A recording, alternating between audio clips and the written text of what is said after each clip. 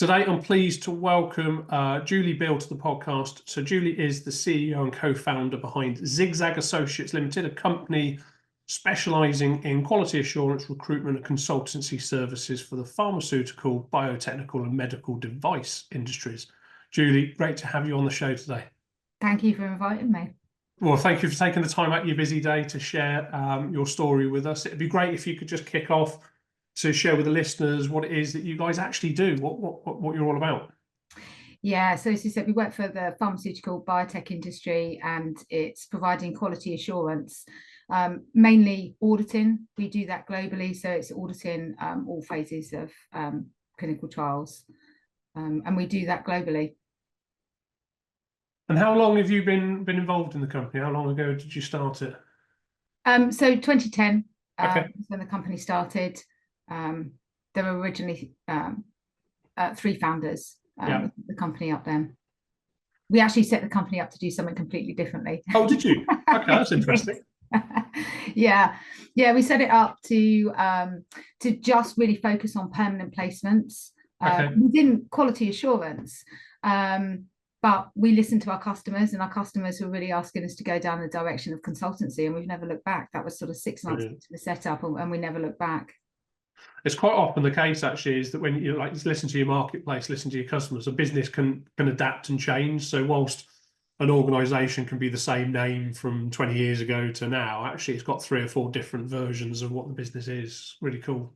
Yes, yeah, exactly. It was a really good move for us. I was talking to one interview, I think it was Phil Shadbolt. He's been in business for 20, 30 years. He said, but I've had 5 businesses. It's the same name, but it's just the business has had to evolve over time to be slightly different to adapt to market needs and things. So what were you doing before? What made you start the company? So originally, so I was working in the industry. My background is actually recruitment. Okay.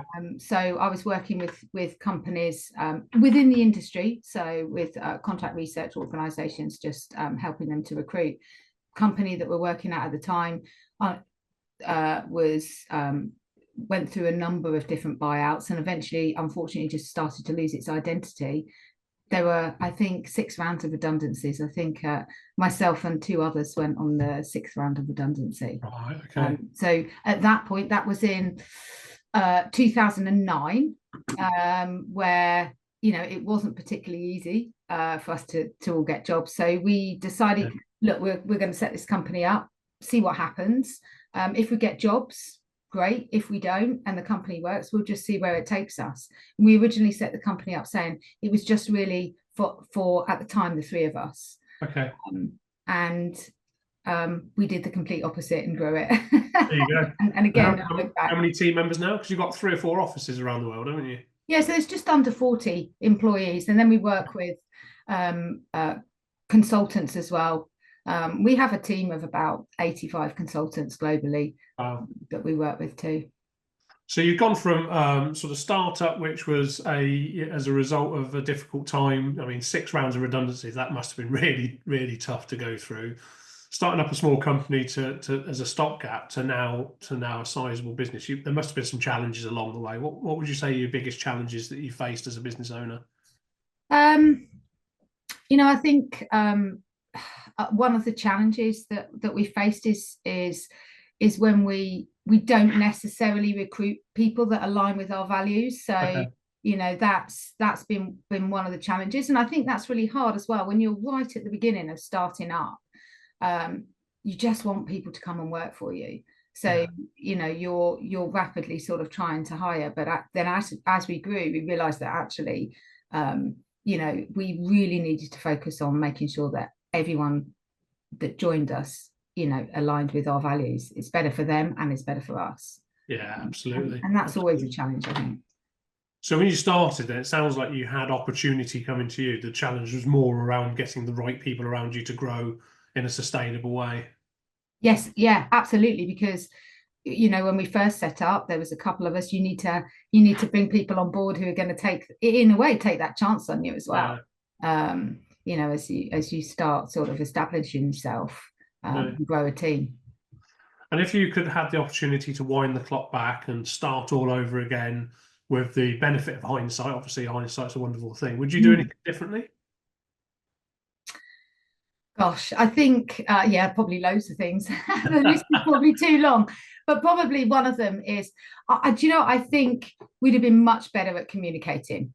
Okay. I think if we could go back and bringing people on our journey, I think it's sort of when you start up, you have this vision in your head, you know where you want to go, you've got that quite clear, but you know the biggest learnings, if I could change it again, I'd go back and really be better at communicating and making sure that people hear you, because just because I say it doesn't mean that somebody can hear it. So it's really making sure that the people, you know, that you're trying to communicate your vision to are hearing it as well. And I think that's probably something that we've, you know, I've really had to learn along the way, is to keep, and it's still a learning. I think you've still got to keep working at making sure that you're communicating really well. Yeah, it's quite often the biggest challenge within business, is the biggest problem in business, is that communication channels. It's not something you ever sort of do, is it? It's kind of like, it's not done. You kind of now get to a point where I've fixed it, it's done, I can forget about that and move on. It's an ongoing process. So so when you say about the communicating, you mentioned the vision and obviously making sure people understand and buy into what sort of things did you learn, and what did you change to get better at that? What were the sort of key differences that you did to improve on that part of the process? So I think what we've improved at over time is making sure that we're communicating what the vision is, but also that people understand as well where they fit along that journey, because it's all a journey. We're all on it, you know, and how do they fit into it? So almost giving people direction, because I think it's very easy to tell somebody what your vision is and assume that they're going to know the steps to get there. And in actual fact, they will have a vision in their head of how they're going to do that, but it might not align. And then I think after a time, you start to see things sort of just going off at slightly different directions. But I think where I've really had to work at is making sure that actually people are clear. They kind of almost have to have that roadmap of where they fit into this vision, and what that's going to look like for them. Yeah, I think that's a really good point, and a great learning there, is because one thing having a vision as a CEO and a business leader and putting some words up on a wall and on a PowerPoint presentation, to actually helping people understand it, buy into it, believe it, live it, and aligning their values and their vision and their goals, because everybody's got their own objectives, haven't they? But it's kind of like, where does everybody fit with that common goal, and being aligned towards that common goal for the organization to move forward. Yeah, and I think if you can, you know, if you're hiring people that share your values, and then you're communicating the vision, you're giving them, you know, a clear sort of map of the direction that we're going on and where they fit into that's when it's a real game changer. Yeah, because absolutely. Everyone's directing sort of their passion into it. Everyone's going in the same direction. Everyone's really passionate, and then it just becomes a game changer in the company. Makes life a lot easier when you're all swimming in the similar direction, doesn't it? And all fighting each other. Yeah. So let's talk about team for a bit then, because you've had some growth over the years, quite some significant growth. What sort of things do you look for? I mean, you mentioned like the values and aligning things, but what sort of things do you look for in the people that you hire to make sure you've got the right people around you? And then how do you foster and bring to life that high performance environment? So it's really sort of it's attitudes, rather than over experience, that, you know, for us. Obviously we need people with certain experience, but would take somebody with slightly less experience, you know, if they're really aligned to the direction we're going, and also, you know, they've got the right attitude that's going to be a real good fit for the company. And we just see then people thrive. And we've got people in the company whose backgrounds are completely different. We had somebody, for instance, somebody that joined as a marketing assistant, and her background had been in marketing, but she she had a passion for sort of systems and things like that, and so she's actually moved in, and now she's doing a completely different role. She stepped away from marketing, and she's doing a fantastic job of developing our systems internally. So I think if you've got the right people with the right attitudes, and then you just really understand where their passions are, and actually that's where you get the high performance, rather than trying to just hire on the experience. Yeah, absolutely. So you're playing to people's strengths and their enjoyment of the role. Yes, finding the right people to do the right roles and move the business forward that way. Yeah, okay. Exactly. And in terms of a recruitment process, I mean, your background, you said your background is recruitment, because often for sort of smaller size businesses, recruitment kind of is one of those, big organizations have a proper process, and, you know, we just hire the people we like or people we want, sort of thing. How important is a structured process to recruiting the right people for those right reasons to your success? Yeah, I mean, it is important. We have when we do our interviews, people tend to go through a couple of interviews, speak to a couple of people. We have a technical interview, but then we also have a just really understanding whether we're the right company for them as much as anything, because that's really important, that they want to work for the company that they're best fitted to. So we have a couple of different interviews, and one of the things that we've done recently that seems to be working really well for us is actually to add in psychometric testing, really to understand. Obviously, you have a gut feeling as well. You know whether a gut feeling as to whether somebody's going to really fit within the team. But at the same time, the psychometric testing has really helped us make sure that we can meet their expectations, because everyone who joins has an expectation of what that role is going to be like, how you're going to work with them, and it's really helped us to understand the people that are joining and how we can then adapt to make sure that we can meet their expectations too. That's a really interesting viewpoint, because I don't think there's many organizations that will look at it that way around and sort of look at it, how can we fit their needs in that respect? Because when you're recruiting, you're looking for the person to fit your needs as an organization or a job role, and trying to make somebody fit that sort of that hole in the pegboard, aren't you? Yeah, it's and to be really true to it sometimes. And we had recently we had somebody that had all the skills we needed, and we had a position that was open, and we really needed to fill it. It was difficult to find people. And when we went through this test, it was really evident that we just weren't going to be able to we just weren't the company for this individual. And that's when it gets really tough, the decisions, because you desperately need the people to fill the positions, but at the same time you need to be true to the company, to yourself, and also to be honest with the individual who's applying. And if you don't think it's a fit, you can have a conversation as to explain as to why we just don't feel like we're the right employer for you. And most of the times people really appreciate that, because they don't want to walk into a job that in 6 months later they're going to think, oh, this is just not for me, I need to find another job. If you're not aligned, it's not going to work ultimately, is it? So it's a really really powerful discipline, and having those values and that culture as an organization at the beginning, and using those in a decision-making process, it's a really difficult discipline to have, but actually by the sounds of it, it's working really well for you. Yeah, and we still need to be really disciplined in doing it, because it's tempting. You think, oh great,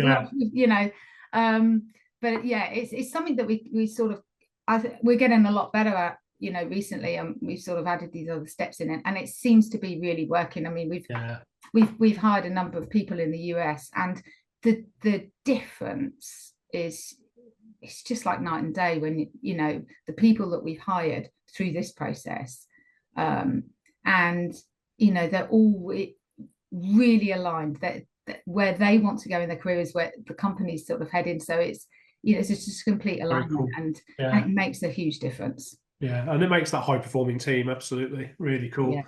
What about the future for you guys then? What's the future of the business? Where are you working towards, and what sort of steps are you taking to achieve that growth? So for us, you know, we're at the moment, we're focusing on really making sure that we've got a strong platform, so that we can then scale on top of that. So everything that we're doing is scalable. We obviously, you know, we've got ambitious growth plans, but we recognize that going from a small company and then growing, that you kind of drag along all those Excel spreadsheets. Things are manual and there's too much sort of manual process. So for us, you know, it's been really important for us to really invest back in and make sure that we're really focusing on efficiencies in our processes, and you know, are our processes really working for us? So it's been about just creating that platform so that scaling becomes a lot easier and we don't drop off of quality and things like that. So it sounds like you're in that sort of building the processes and the systems for the team to be able to run the systems, and then the systems are kind of looking after the clients and the customer that then looks after the business to build a platform for sustainable growth. Yeah, we had I suppose as so many companies do as they've grown, you know, you start off with a lot of manual processes, and they do sort of seem to keep following you. You have to be, you know, it's a huge exercise, and when you want to just keep growing and growing and growing, it's tempting just to keep going. But actually, you know, we've said, look, we this needs to be a really solid platform. So otherwise you're going to start to suffer later on. You're going to see quality drop. You're going to, you know, and we've got a really high repeat business from clients. So it was really important for us that we to scale, we had this strong platform. So it's been about automation and dropping some of the manual processes that we do. And like you say, making it more efficient, more productive along the process. Yeah, really good. I think I quite often talk to my clients around the sort of three legs of the stool of a real basic principle of business, and that's, you know, having the right product or service that people really want to engage with and purchase, having the right people in the business, but having the right processes. You know, with those three fundamentals there, you can really build a scalable business off the back of those three strong principles. Yeah, I completely agree. Yeah. Very good. So what keeps you motivated then? So obviously you're clearly, you know, very driven and taking the business from that starting up of just the three of you to where it is now. What motivates you on your entrepreneurial journey? What motivates me the most is the people. You know, working with people, you know, who are achieving such great things. It's always, you know, a real privilege. You're working with a team, and the team are really achieving, you know, some great things, and that's what motivates me is the people, seeing the people achieve. You know, it's kind of it's a cyclical thing, isn't it? If you're doing the right thing for the people achieve, and that is sort of it's sort of a motivational circle for me, I suppose. Yeah, it's a great sign of a strong leader, like you say, seeing other people develop and flourish, and supporting them in their journey. Yes, yeah. It's that you know, it's my background's recruitment, so I suppose it's always really been about people. Yeah, very true. In terms of advice for fellow business, our listeners out there, fellow business owners and things like that, what would be one piece of advice, if you could think of it, to give to somebody who's maybe looking to grow, or maybe looking to grow their teams in particular? I think for me it's you know, a lot of the learning that I've done, although I've talked a lot about the people and things like that, for me, my biggest learnings or recognizing some of the things that I need to do differently has come from the people that I surround myself with.